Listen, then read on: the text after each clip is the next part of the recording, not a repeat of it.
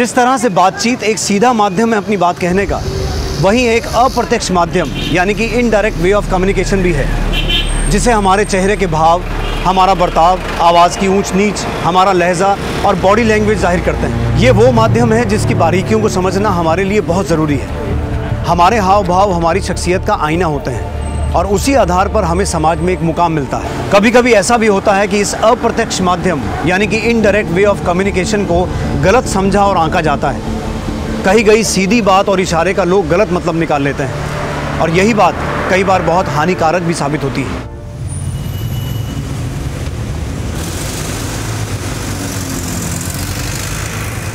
Set of questions check कर लो, यही आता है हर बार। शिखा,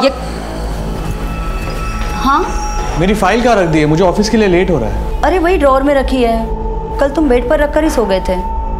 ओह, तो क्या कह रही थी मैं, ये कर लोगे तो स्कोर कर जाओगे, ठीक है?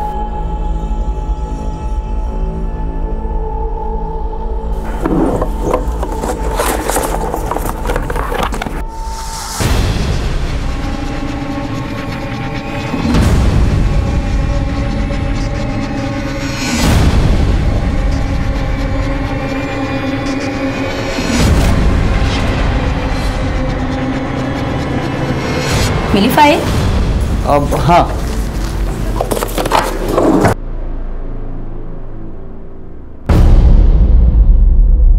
निधि बेटा तुम रेडी हो गए? चलो चलो चलो चलो।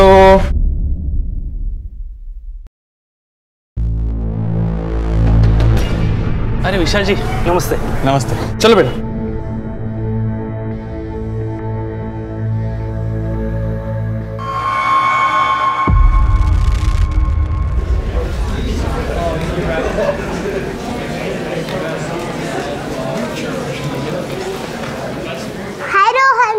हाय निधि, साथ में क्लास चले? ओके। क्यों झगड़ा किया तुमने? बोल क्यों नहीं रहे हो? बोल रोहन, क्या हुआ था? इसने तुझे क्यों मारा था? आप ही के बेटे ने कुछ किया होगा। नहीं, हमारी बेटी ऐसा कर ही नहीं सकती। ऐसे स्कूल में पढ़ाए हम अपनी बच्ची को। रिलैक्स, क्या बातें कर रहे हैं आप? चुप करिए आप। आपकी बेटी जैसी लड़कियां ही पूरे स्कूल का नाम खराब करती हैं। आपकी बेटी जैसी मतलब? नहीं मतलब हम कुछ बोल नहीं रहे, इसका मतलब ये नहीं कि आप कुछ भी बोलोगे। यही सिखा रहे हो अपनी बेटी को जो ऐसे स्कूल में मारपीट करती है? हाँ सिखा रहा हूँ, क्या कर लोगे तुम? अरे अरे कैसी बातें कर रहे हैं आप लोग, शांत रहिए जरा। बोल करेगी फिर ऐसा तू? अरे जाने दीजिए ना, बच्ची है, हो गई गलती, धीरे धीरे आ जाएगी उसे भी समझ। ये सब तुम्हारा ही किया धरा है जो इतना बिगड़ गई है। अभी 10 साल की है तो ये हाल है, बड़ी हो जाएगी तो पता नहीं कहाँ मुंह काला करवा देगी, तब पछताती रहना तुम।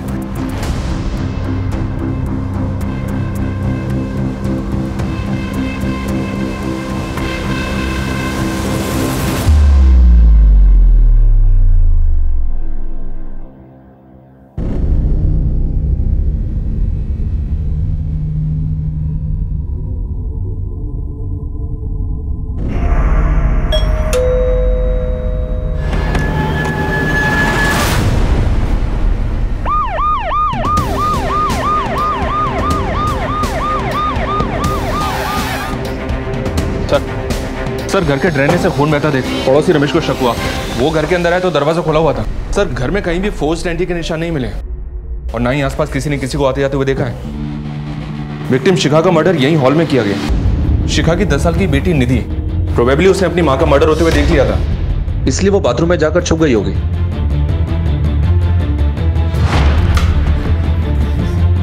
उसका मर्डर करने के लिए वॉशरूम का दरवाजा तोड़ा गया। हत्यारे ने दरवाजा तोड़ा और अंदर गया और उसको भी मार दिया। लेकिन सर इंटरेस्टिंग बात यह है कि मरने से पहले लड़की ने अपने खून से दीवार पर यह नाम लिखा है, बिट्टू। इसका मतलब है इस बिट्टू का कोई ना कोई कनेक्शन तो है इन मर्डर से। या तो ये बिट्टू किलर है जिसके बारे में निधि हमें बताना चाहती थी, या फिर बिट्टू इन मर्डर्स के बारे में कुछ ना कुछ तो जानता है। घर से कुछ चोरी हुआ? जी हाँ सर, कबर्ड में कुछ गहने और पैसे थे जो चोरी किए गए और शिखा का मोबाइल भी गायब है।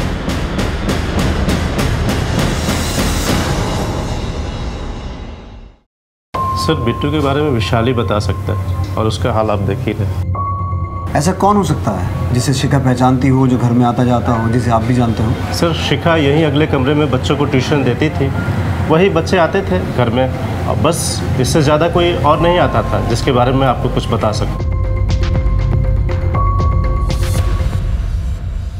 मनीष सर, इस एरिया में जितने भी बिट्टू नाम के लोग हैं सबको राउंड अप करो और ये पता लगाओ कि इनकी फैमिली में बिट्टू नाम का कोई आदमी है क्या। और जो बच्चे यहाँ पढ़ने आते हैं उनकी भी डिटेल्स चेक करो, कहीं उनमें से कोई बिट्टू तो नहीं। जी सर। मनीष, ये जो लड़की है निधि, इसके स्कूल में भी पता करो वहाँ कोई बिट्टू नाम का लड़का है क्या। शिखा का मोबाइल ट्रैकिंग पे डलवाओ और ज्वेलरी के लिए अलर्ट भेजो। जी सर।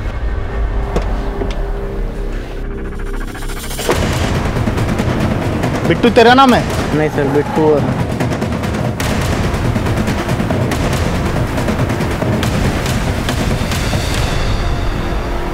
ये क्या है सर? बिट्टू समझ के किसी को भी उठा लोगे? ऐसा कहीं होता है क्या? देखो अभी हम सिर्फ इंक्वायरी करें, एक बार तहकीकात पूरी हो जाएगी ना, उसके बाद तुम सबको छोड़ दिया जाएगा। समझ में आया? जब आपकी बीवी का मर्डर हुआ था उस वक्त आप कहाँ थे? मैं तो ऑफिस में ही था। देखिए विशाल जी, हमें आपके घर में किसी भी फोर्स एंट्री के निशान नहीं मिले हैं। अब ये जो भी आदमी था बिट्टू, उसे या तो आपकी बेटी जानती थी या आपकी बीवी शिखा, जिन्होंने उसे अंदर आने दिया। और आपकी बेटी ने भी अपने खून से बिट्टू लिखा था वॉशरूम में। ये बिट्टू है कौन? सर अगर मुझे पता होता ना तो अभी तक वो जिंदा नहीं होता।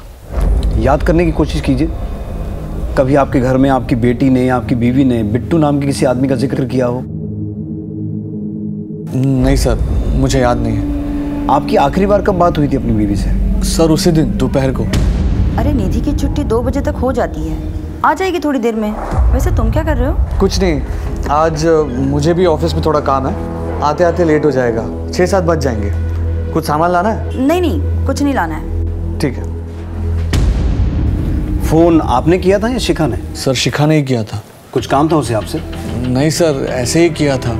फिर 2 घंटे के बाद रमेश का फोन आया और उसने बताया कि घर पे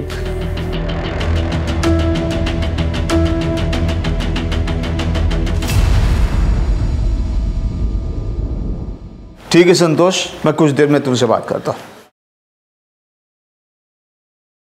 अरे गायत्री, अरे तुमने संतोष को फोन किया था कोई मकान वगैरह किराए पे लेने के लिए? हाँ किया था ना। क्यों? अरे क्यों क्या, अभिनव की होने वाली बहू अब इस मकान में नहीं आएगी, हम किसी किराए के दूसरे मकान में जाके रहेंगे। इसीलिए मैंने संतोष को कहा था कि हमारे लिए कोई बड़ा सा अच्छा सा मकान ढूंढे। पागल हो गई हो क्या? अपना खुद का इतना अच्छा मकान छोड़कर हम लोग किराए के मकान में रहेंगे? देखिए, पंडित जी ने कहा है कि अभिनव की होने वाली बहू के लिए ये मकान का वास्तु अशुभ है। अरे कौन से पंडित ने कहा है? आप कुछ भी कहिए, पर इस घर में अब हमारी होने वाली बहू नहीं आएगी, मतलब नहीं आएगी, समझे?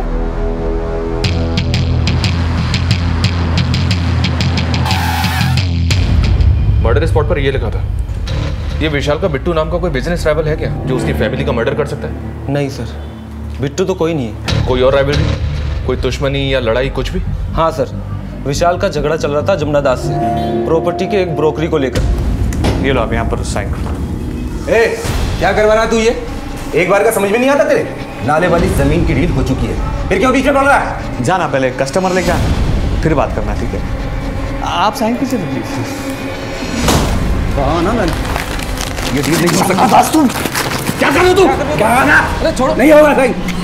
मैंने कहा ना ये डील नहीं हो सकती तो नहीं हो सकती। उस झगड़े के कुछ दिनों बाद विशाल पर कुछ लड़कों ने अटैक किया था। अरे ऐसे कोई गाड़ी चलाता है क्या? बहुत शौक है दूसरे के काम में टांग अड़ाने का। अब देख तेरे साथ क्या हाल करते हैं। मारा साले को।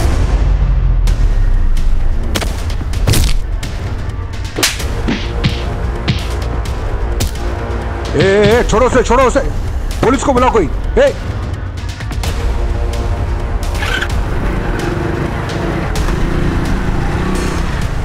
अरे हिम्मत है तो अकेले आओ, फिर दिखा तो कितनी चर्बी है मेरे में।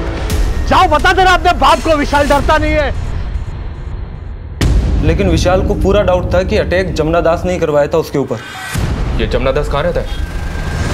आपके पास कोई सबूत है तो बताएं कि हमने मारा उसके बीवी बच्चों को। देखिए जमुना दास जी, दुनिया में सारे फसाद की जड़ 3 चीज़ें होती हैं: जर, जोरू और ज़मीन, और यहाँ इस मामले में ये तीनों ही हैं। देखिए साहब, मैं ऐसे टुच्चे काम नहीं करता। वो ज़मीन सरकार लेने वाली थी, इसलिए मैं खुद ही हट गया, वरना विशाल तो क्या उसके बाप की औकात नहीं थी हमें रोकने की। सर। हाँ मनीष। सर, जमुना दास से बात हुई, कुछ ज़्यादा ही टेढ़ा आदमी लग रहा है। जमुना दास और विशाल, इन दोनों के पीछे अपने आदमी लगाओ। इन दोनों के उठने बैठने की एक एक डिटेल चाहिए मुझे। शिखा का फ़ोन ट्रैक हुआ? नहीं सर, अभी तक स्विच ऑफ है। चोरी की भी कोई न्यूज़ नहीं है। विशाल और शिखा के सीडीआर मंगवाए हैं, जल्दी मिल जाएंगे। ठीक है। हर केस की एक कहानी होती है, लेकिन इस केस में 2 हत्याएं हो चुकी थी, पर कहानी अभी तक साफ नहीं हुई थी। एक आम सी जिंदगी में दिन दहाड़े घर में घुसकर हत्या और लूट का मामला तूल पकड़ रहा था। पुलिस पर हमेशा इस बात का दबाव रहता है कि वो हर एक केस को जल्द से जल्द निपटाएं। ये मामला काफी पेचीदा था और इनिशियल इन्वेस्टिगेशन में हमारे हाथ कुछ भी नहीं लगा था, इसलिए हम एक एक लीड को टटोलते हुए आगे बढ़ रहे थे।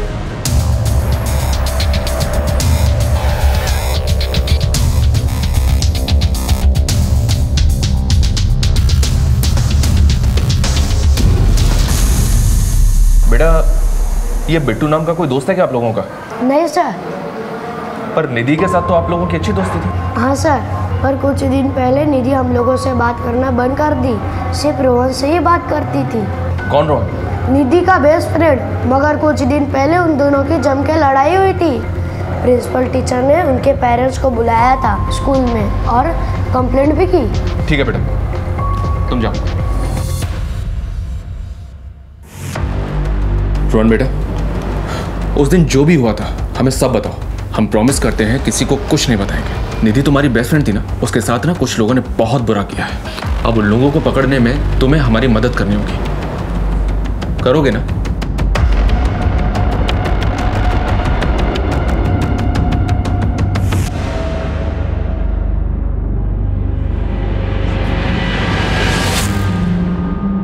देखो, अब यहाँ पे मेरे और तुम्हारे अलावा और कोई नहीं है, हाँ? इसलिए तुम्हें डरने की कोई जरूरत नहीं है।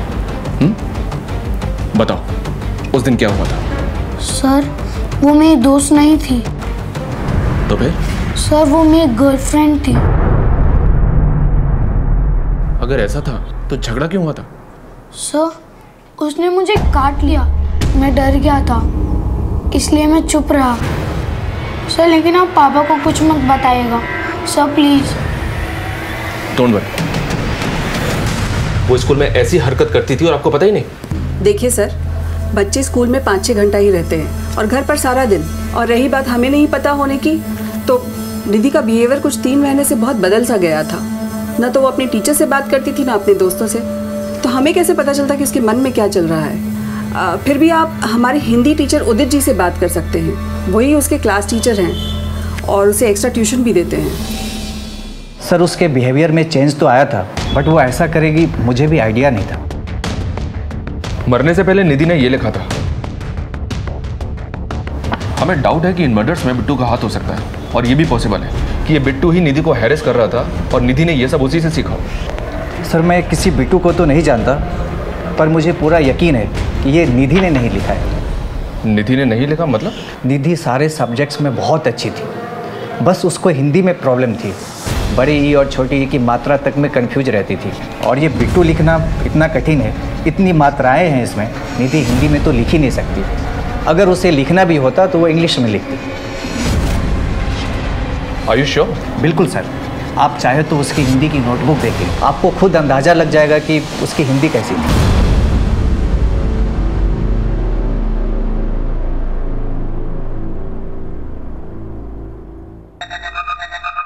मेरा अभिनव कितना खुशकिस्मत है कि उसे तुम्हारे जैसे खूबसूरत बीवी मिल रही है। अच्छा है ना कान के?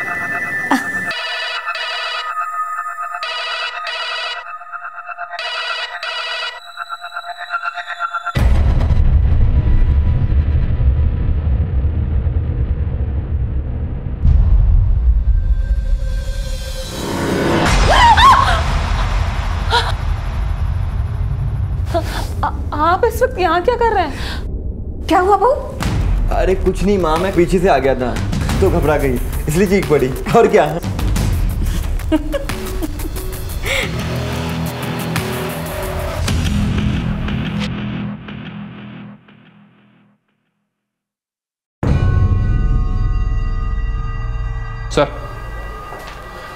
निधि के बैग से ये डायरी मिली है, ये देखिए इसमें क्या क्या लिखा है। 2 लोग एक साथ रहते हैं, प्यार करते हैं, अगर सब ऐसे ही रहें तो कितना अच्छा हो लाइफ में, but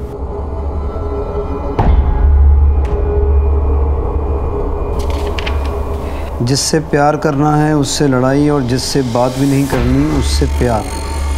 Sometimes I feel there should be someone with whom I can share my pain. कुछ भी तो अच्छा नहीं है एक रोहन को छोड़ के। He understands me well, at least I have someone to talk now. आज रोहन ने भी मुझसे झगड़ा किया, अब मैं उससे कभी बात नहीं करूँगी, वो भी सबके जैसा ही है। आपकी बेटी इतने मेंटल प्रेशर में थी और उससे कोई बात करने वाला भी नहीं था। आप बता सकते हैं कि आप मियाँ बीवी के बीच झगड़ा किस बात पे होता था? सर मैं सच कह रहा हूँ, हमारे बीच में कोई लड़ाई झगड़ा नहीं होता था। निधि ने कुछ और ही बात लिखी है। अगर पता होता सर तो हम उससे बात करते।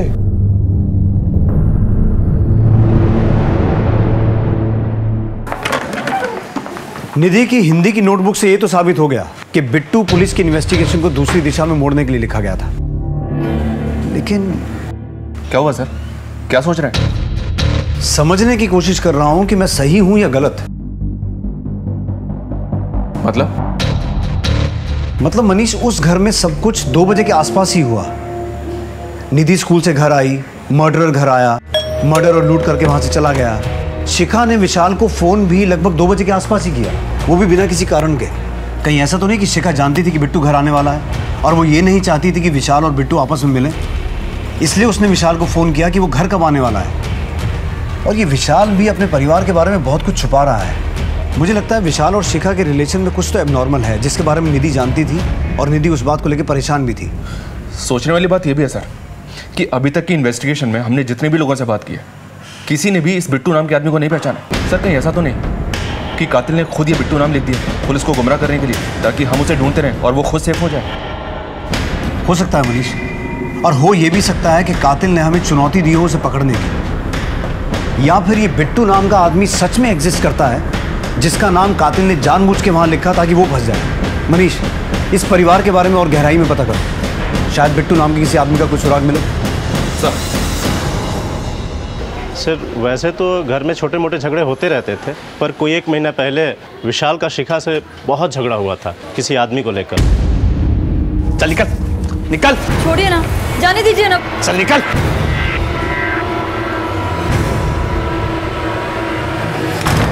सर कौन था, क्यों झगड़ा हुआ था, ये तो मुझे नहीं मालूम। वो आदमी इस मोहल्ले में न पहले दिखा था और ना ही बाद में दिखा। झगड़ा हुआ तो तुम्हारा किसी के साथ, तुमने बताया नहीं? सर मैंने और शिखा ने अपने घर वालों की मर्जी के खिलाफ भागकर शादी की थी। 12 साल के बाद कुछ 4 महीने पहले हम शिखा के कहने पर उनके घर भी गए थे, ये सोचकर कि हम एक नई शुरुआत करेंगे।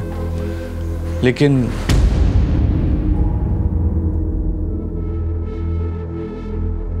पुरानी सारी बातें भूल जाइए ना पापा। अब तो आपकी नातिन भी आपसे मिलने की जिद करती है। भाऊजू नाना की। जब बेटी ही मर गई तो नवासी कैसी? तुम लोगों ने यहाँ आने की हिम्मत कैसे की? चले जाओ यहाँ से और दोबारा यहाँ कदम रखने की कोशिश भी मत करना। पापा प्लीज, निधि नाम रखा है इसका, कम से कम इसके लिए। शिखा, ये सब क्या ड्रामा है? निकलो यहाँ से, विशाल लेकर जाओ इसे, अगर नहीं गए तो देख लेना। देख लेना मतलब? नहीं माना कि हम दूसरी जाति के हैं, लेकिन हमारे संस्कार तुमसे बहुत ज्यादा बेहतर है। अरे आनंद, तुझे तो एहसान मानना चाहिए कि मैंने ऐसे घटिया संस्कार वाले परिवार के साथ रिश्ता जोड़ा है। निकल निकल यहाँ से और दोबारा मत आना यहाँ पर। निकलो यहाँ से। शिखा,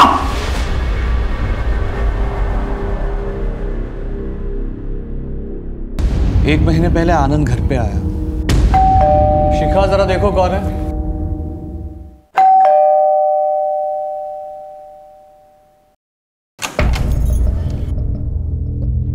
भैया आप आइए ना।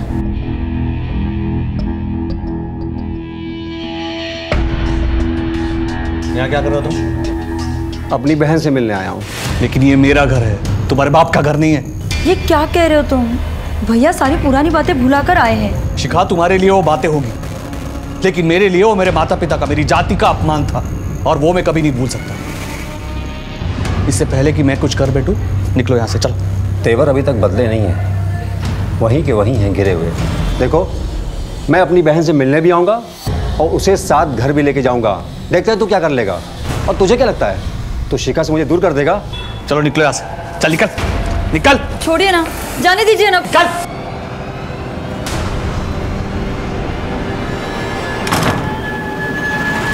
शिखा के कहने पर ऑलरेडी बेइज्जती सहन की थी, अब और नहीं सहना था, इसीलिए उसे देखकर गुस्सा आ गया और फिर झगड़ा हो गया।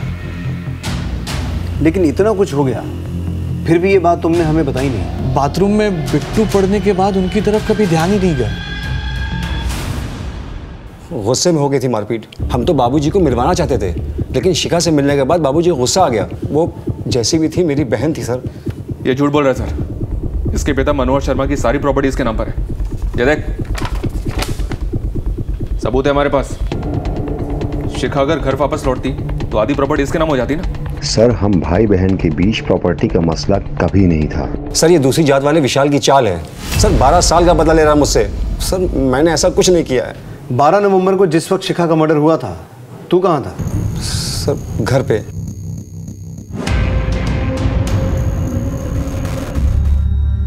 सर निधि और शिखा की पोस्टमार्टम रिपोर्ट आ गई है। निधि की रिपोर्ट में तो कुछ नहीं मिला, मतलब वो मर्डर से 1-2 घंटे पहले ही फिजिकल हुई थी। फिजिकल? लेकिन किसके साथ? उसका पति विशाल तो उस वक्त ऑफिस में था। सर शायद आपका अंदाजा बिल्कुल सही था। शिखा का जिसके साथ अफेयर होगा वो शिखा से मिलने आया होगा, सेक्स किया, उसके बाद मर्डर किया और फिर पुलिस को धोखा देने के लिए वॉशरूम की दीवार पर उसने ये नाम लिख दिया, बिट्टू।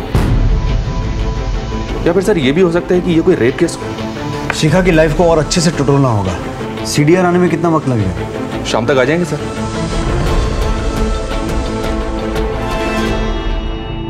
शांति देखो कितनी अच्छी ड्रेस है ना। हाँ माँ जी। और ये देख, मैंने अपने होने वाली बहू के लिए क्या लिया है। ये झुमकी कितनी सुंदर है माँ जी। है ना, पहली बार जब अपने घर पे आएगी ना वो, तब मैं उसे पहनाऊंगी। कितना प्यारा है ना। जी बाबू जी। जरा पानी लेके आना पीने। जी बाबू जी। बहुत प्यारे हैं। गायत्री, दिमाग खराब हो गया तुम्हारा? अरे शादी का घर है, घर में पैसे हैं, गहने हैं, और तुम ये दुकान से जाकर बैठी हो नौकरों के सामने। आप है ना, रेखा का टेंशन लेते, आपसे तो बात करना ही बेकार है।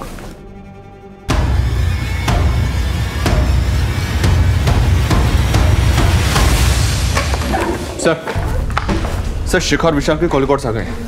मर्डर वाले दिन शिखा ने विशाल को कॉल किया था 2 बजे के आसपास, जब वो ऑफिस में था। लेकिन सर ये एक नंबर और है जिसके साथ शिखा रेगुलर टच में थी और मर्डर से पहले भी बात हुई थी उसकी। किसका नंबर है?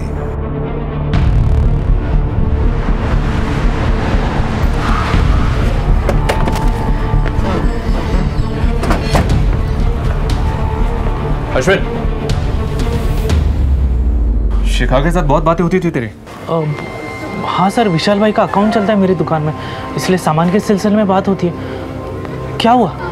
ठीक है, थाने चल, हमें भी तुझसे कुछ बात करनी है। सर क्यों? सर क्या हुआ? बोल बोल बोल। बहुत डीट बंदा है सर, इतना तोड़ो लेकिन अपना मुंह खोलने के लिए तैयार नहीं। अरे तो इतनी मेहनत करने की जरूरत क्या है? ये लो ब्लड सैंपल लो और डीएनए मैचिंग के लिए भेज दो। अगर ये उस दिन फिजिकल नहीं हुआ था तो पता चल जाएगा, और अगर ये झूठ बोल रहा है तो फिर अपनी हालत का जिम्मेदार खुद होगा।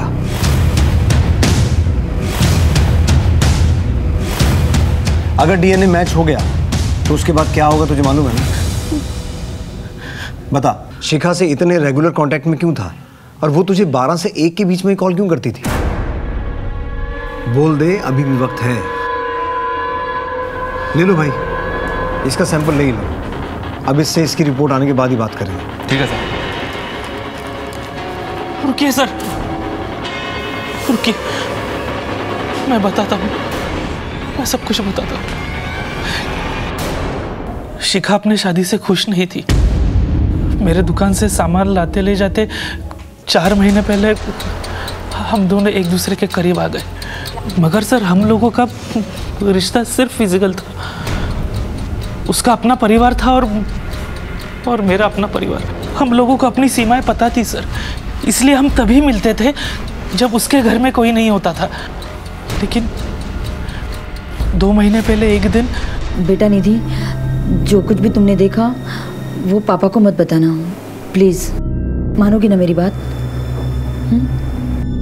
तो अपना राज खुलने के डर से तूने शिखा और निधि दोनों को मार दिया? नहीं नहीं सर, नहीं। मैं क्यों ऐसा करूंगा? इस बारे में किसी को कुछ भी पता नहीं था। ना विशाल ने मेरे साथ इस बारे में कुछ बात की और ना ही उसके स्वभाव में कोई परिवर्तन आया था। अरे विशाल जी नमस्ते। नमस्ते। चलो बेटा। मुझे लगा कि शिखा ने निधि को कन्विंस कर लिया था इस सब के बारे में, और फिर मैंने भी धीरे धीरे शिखा के साथ सेफ्टी के लिए अपना कांटेक्ट खत्म कर दिया था सर। कांटेक्ट खत्म कर लिया था? तो रेगुलर कांटेक्ट में क्यों था? सर 1 महीना बीतने के बाद मेरा दिल बहकने लगा था। मैं शिखा के पास वापस जाना चाहता था, लेकिन शिखा बदल गई थी सर। वो ये रिश्ता खत्म करना चाहती थी, वो मुझसे नहीं मिलना चाहती थी सर। अगर उसने मना कर दिया था तो फिर तू उसके साथ फिजिकल कैसे हुआ? सर मैंने उस दिन उसे फोन किया था और इसी बात के लिए हम दोनों का झगड़ा भी हुआ था सर। देखो, मैंने तुम्हें कितनी बार कहा है कि हमारे बीच जो कुछ भी हुआ वो मेरी गलती थी। तुमसे रिश्ता रख के मैंने विशाल को बहुत धोखा दिया है। अब बस, मैं विशाल से बहुत प्यार करती हूँ और उसे धोखा नहीं देना चाहती हूँ। अच्छा, अब तुम्हारे विशाल को सब कुछ सच बता देता हूँ कि तुमने मेरे साथ क्या क्या गुल खिलाया है। फिर देखते हैं कि तुम्हारा विशाल तुमसे कितना प्यार करता है। अश्विन, ये क्या बोल रहे हो अश्विन? तुम ऐसा कुछ नहीं करोगे। तुम जो कहोगे मैं वो करूँगी। हाँ सर, ये सच है कि मैंने शिखा पर उस दिन जबरदस्ती की थी, लेकिन सर मैंने उसका मर्डर नहीं किया। मैंने उसका मर्डर नहीं किया सर। रेप का चार्ज लगाओ इसमें और जेल में डालो। अकल ठिकाने आएगी तो मर्डर भी एक्सेप्ट करेगा।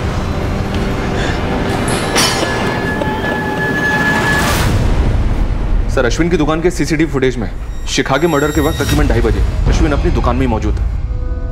लेकिन सर इस विशाल के बारे में एक इंटरेस्टिंग बात पता चली है। क्या? ये देखिए सर, तकरीबन 3 महीने पहले पूरी फैमिली का 50 लाख रुपए का जॉइंट बीमा निकलवाया गया, और अब शिखा और निधि की मौत के बाद ये विशाल ही इस पॉलिसी का सोल बेनिफिशियरी है। मतलब विशाल के लिए फायदे का सौदा रहा ये डबल मर्डर। मनीष, कहीं ऐसा तो नहीं कि विशाल को शिखा और अश्विन के अफेयर के बारे में पता चल चुका था, इसलिए पहले उसने इंश्योरेंस करवाया और फिर शिखा और निधि को मारकर अब पैसा निकालना चाहता हो? मनीष, एक काम करो, विशाल के माँ बाप के घर जाओ और पता करो कि आखिर माजरा क्या है। शिखा के घर वाले तो नाराज थे इसलिए वो सामने नहीं आए, लेकिन इसके घर से अभी तक कोई क्यों नहीं आया? जी सर।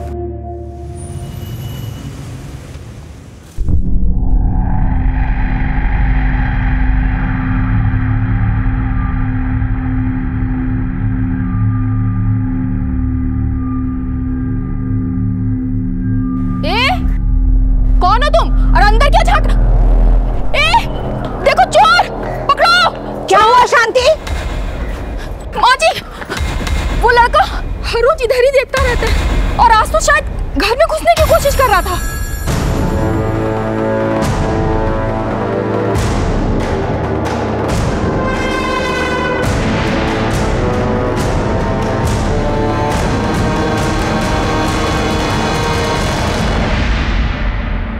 जी अनीता जी, बताइए क्या संबंध है आपके विशाल से? है नहीं, थे। शादी होने वाली थी हमारी विशाल के साथ, लेकिन ऐन मौके पे वो मेरी दोस्त शिखा के साथ भाग गया। डोली नहीं उठी हमारी मंडप से और इतनी बेइज्जती हुई कि आज तक शादी नहीं हुई हमारी। मेरी अपनी दोस्त ने मेरी ज़िंदगी ख़राब कर दी। विशाल ने आपको इतना बड़ा धोखा दिया, लेकिन आप फिर भी उससे बातें करती थी फ़ोन पे, वो भी रेगुलर। ये आप ही का नंबर है ना? सर मेरी वजह से अनीता की शादी नहीं हो रही थी। एक दिन वो मुझे रास्ते में मिल गई थी।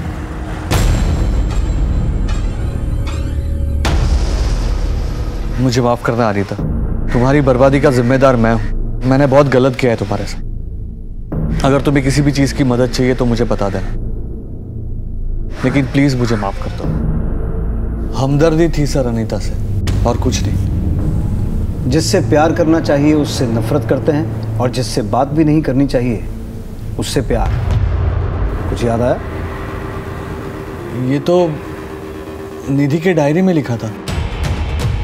लेकिन आप ये मुझे क्यों बता रहे हो? इसलिए विशाल की निधि ने ये बात शिखा को लेकर लिखी थी। शिखा तुम्हारे साथ शादी में खुश नहीं थी, इसलिए उसके संबंध अश्विन के साथ हो गए थे। सर बकवास कर रहे हो आप, नाम खराब कर रहे हो आप शिखा का। मैं कोई बकवास नहीं कर रहा हूँ विशाल, अश्विन ने ये बात खुद कबूली है और उसने हमें ये भी बताया है कि निधि ने उसको एक बार शिखा के साथ देख लिया था। इसकी वजह से ही निधि अपने दोस्त रोहन के साथ वो हरकतें कर रही थी। क्या? और ये भी कि निधि की लाइफ में स्ट्रेस तुम्हारे और शिखा के रिलेशन की वजह से है। और एक बात, जिस दिन शिखा की मौत हुई थी उस दिन भी शिखा ने अश्विन के साथ रिलेशन बनाए थे। इतना चौंकने वाली बात नहीं है विशाल, एक अच्छी खबर तुम्हारे लिए भी है। यह है वो इंश्योरेंस पॉलिसी जिसके हिसाब से शिखा और निधि की मौत के बाद तुम्हें 50 लाख रुपए मिलने वाले हैं। ये पॉलिसी तुम्ही ने करवाई थी ना 3 महीने पहले।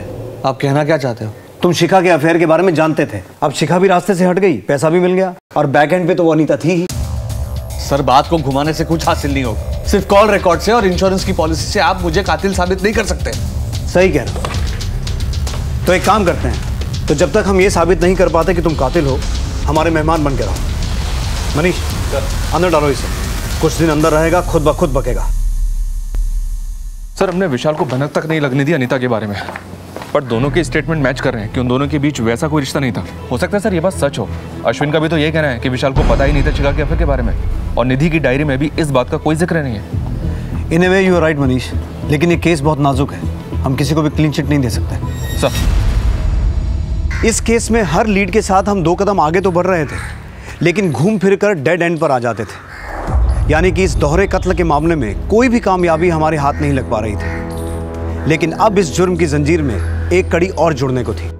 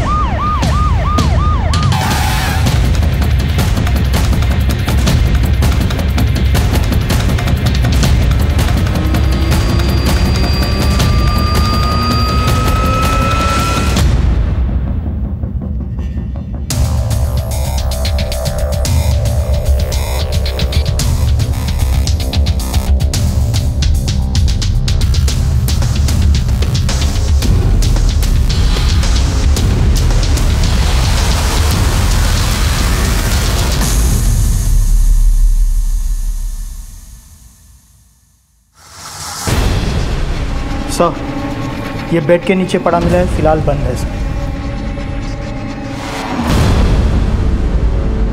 सर। गायत्री जी के बेड के नीचे से मोबाइल मिला है, फिलहाल बंद है। सर लगता है गायत्री जी को स्ट्रैंगुलेट करके मारा गया है। ये भी पता चला है कि घर में कुछ ही दिनों में शादी होने वाली थी।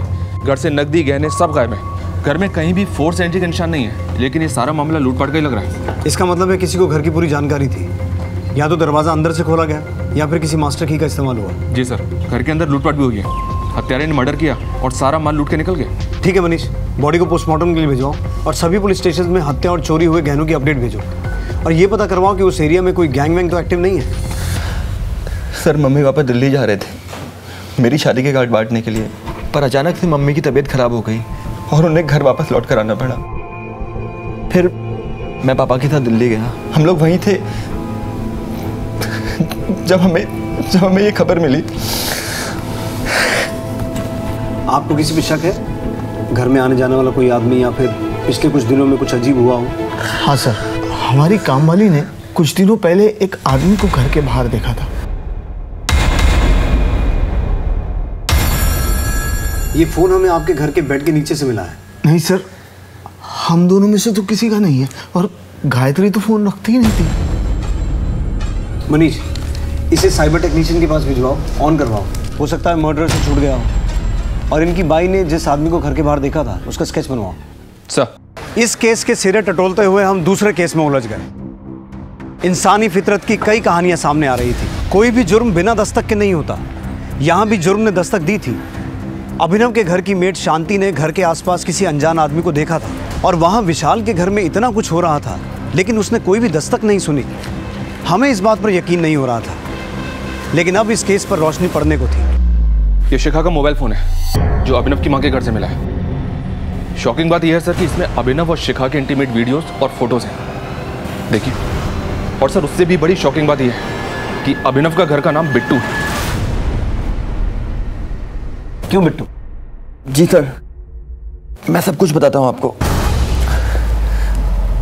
मैं एक दोस्त की शादी में गया था, वहाँ मेरी मुलाकात शिखा से हुई। धीरे धीरे हम दोनों दोस्त बन गए, फ़ोन पर बातें करने लगे, बातें मुलाकातों में बदल गई और हमें रिश्ता कायम हो गया। फिर अचानक एक दिन शिखा ने ये रिश्ता ख़त्म कर दिया। भूल जाओ कि हम कभी मिले भी थे। उसने रिश्ता खत्म किया और तूने उसे? नहीं सर, मैंने ऐसा कुछ नहीं किया। जो मोबाइल फ़ोन शिखा का मर्डर करके चुराया गया था वो तेरे घर पे कैसे पहुंचा? उन फोटोज़ के लिए ना, ताकि तेरा और शिखा का रिश्ता हमेशा के लिए राजी बना रहे। सर अगर मैंने ये मर्डर्स किए होते तो वो मैं मोबाइल आप लोगों के हाथ नहीं लगने देता, और अपने घर पे क्यों रखता वो फ़ोन? और सबसे बड़ी बात सर, मैं शिखा के घर पर अपना नाम क्यों लिख कर आता?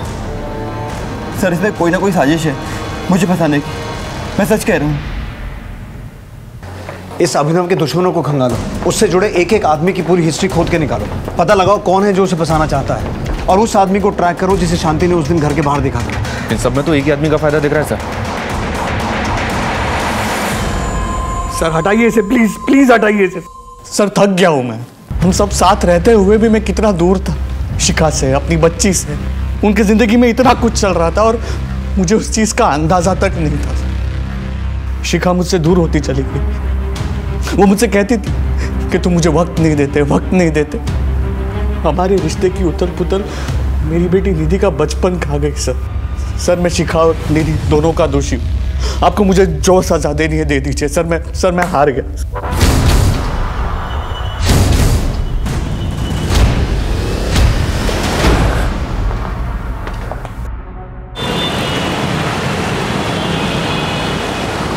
सर गायत्री की मौत की असली वजह स्ट्रैंगुलेशन नहीं बल्कि डाइल्यूटेड वर्जन ऑफ साइनाइड है। मौत के बाद गला घोटा गया है। Diluted version of cyanide? ये तो पेस्टिसाइड मैन्युफैक्चरिंग फैक्ट्रीज में इस्तेमाल होता है और इतनी आसानी से किसी आम आदमी के हाथ नहीं आता।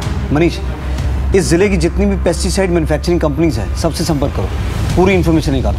सर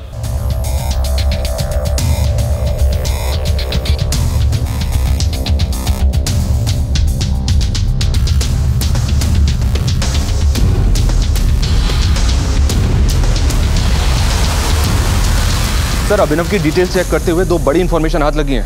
उठा के लाओ उन दोनों को।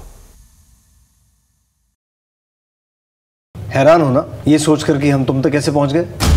सर मीरा मेरी दोस्त है और पिछले 3 सालों से साहिल से अफेयर था उसका, लेकिन पता नहीं अभिनव से शादी करने के लिए वो क्यों रेडी हो गई। ये साहिल कौन है? उसका एड्रेस है आपके पास? सर एड्रेस तो नहीं मालूम, लेकिन हम लोग एक बार लॉन्ग ड्राइव पे घूमने गए थे तो उसकी फोटो है मेरे पास। जब रिलेशन था तब था, अब हम दोनों का ब्रेकअप हो गया है। ब्रेकअप हो गया था तो तुम दोनों की आपस में इतनी बातचीत क्यों हो रही थी? दिन में कम से कम 7-8 बार तो बात होती थी। और आप मिस्टर साहिल सेल्समैन है ना, क्या बेचते हैं? सर ये मीरा का बॉयफ्रेंड साहिल शहर के आउटर की एक पेस्टिसाइड कंपनी में काम करता है। तो सर साहिल के लिए डाइल्यूटेड साइनाइड की हेराफेरी करना कोई बहुत मुश्किल काम नहीं होगा।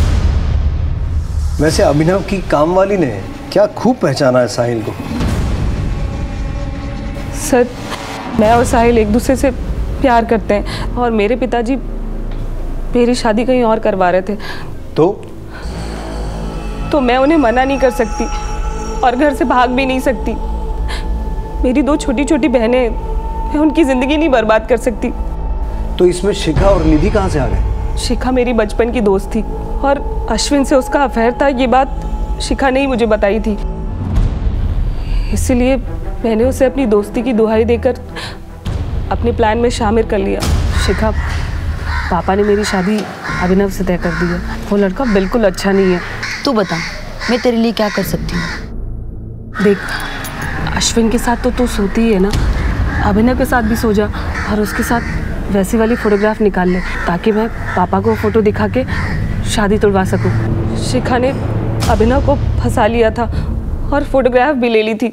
उसने मुझे फ़ोन किया कि मैं वो फ़ोटो लेने आ जाऊँ। मैं और साहिल उसके घर गए, लेकिन उसके घर जाने के बाद उसका प्लान तो कुछ और ही था। तो समझने की कोशिश कर यार, इन फोटो से उसके परिवार की बदनामी होगी। देख शादी तोड़ने का कोई दूसरा तरीका भी हो सकता है। ज्यादा लेक्चर देने की जरूरत नहीं है, खुद तो दर्जे के मुंह मारती है और मुझे सीख दे रही है। ये फोन तो मैं लेकर रहूंगी। फोन छोड़ मोबाइल छोड़, मैं कहती हूँ छोड़। निधि ने हमें शिखा को मारते हुए देख लिया था, इसलिए हमें निधि को भी मारना पड़ा।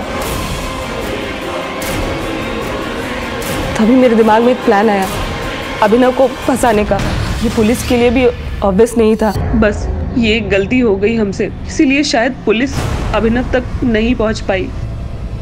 गायत्री, उसे क्यों मारा? हमें लगा कि शिखा के कॉल रिकॉर्ड से पुलिस अभिनव तक पहुंच जाएगी और ये शादी टूट जाएगी, लेकिन ऐसा नहीं हुआ क्योंकि शिखा अभिनव से इंटरनेट कॉलिंग पर बात करती थी। हम शिखा के फ़ोन को अनलॉक नहीं कर पा रहे थे और शादी की डेट नज़दीक आती जा रही थी। इसीलिए हमने ये प्लान किया कि हम अभिनव को मार के शिखा का मोबाइल उसके घर पे छोड़ देंगे, ताकि किसी को भी फोटोग्राफ देखे तो उसे लगे कि अभिनव ने शिखा को मारा है और इस गिल्ट में उसने खुद की जान दे दी। और साहिल अभिनव के घर पर निगरानी रखने लगा। हमने उसी दिन अभिनव को मारने का प्लान बना लिया था, लेकिन कौन? अरे मीरा, तुम इस वक्त यहाँ पर? ये कौन है? हमने जो कुछ भी किया बस एक दूसरे के साथ रहने के लिए किया। एक साथ तो नहीं, पर अब तुम दोनों जिंदगी भर जेल की कालकोठरी में रहोगे। हमारे हाव भाव, हमारे बर्ताव और हमारी बातों का असर हमारे बच्चों पर होता है। यही कुछ हुआ था निधि के साथ। अपने माँ बाप से प्रभावित होकर वो अलग अलग हरकतें कर रही थी। ये एक बड़ी दस्तक थी जिसे न शिखा पहचान पाई और ना ही विशाल सुन पाया। अपने रिश्तों की कदर करें, डायरेक्ट इनडायरेक्ट कम्युनिकेशन पर खास ध्यान दें। बिखरते रिश्तों की दस्तक अगर वक्त रहते सुन ली जाए तो फिर तबाही की गूंज सुनने की नौबत ही नहीं आएगी। आपसे फिर मुलाकात होगी एक नए केस के साथ। तब तक देखते रहिए क्राइम पेट्रोल दस्तक। मकसद बताना नहीं, बचाना है। ऐसे और भी मज़ेदार वीडियो के लिए हमारे चैनल को लाइक, शेयर और सब्सक्राइब करें।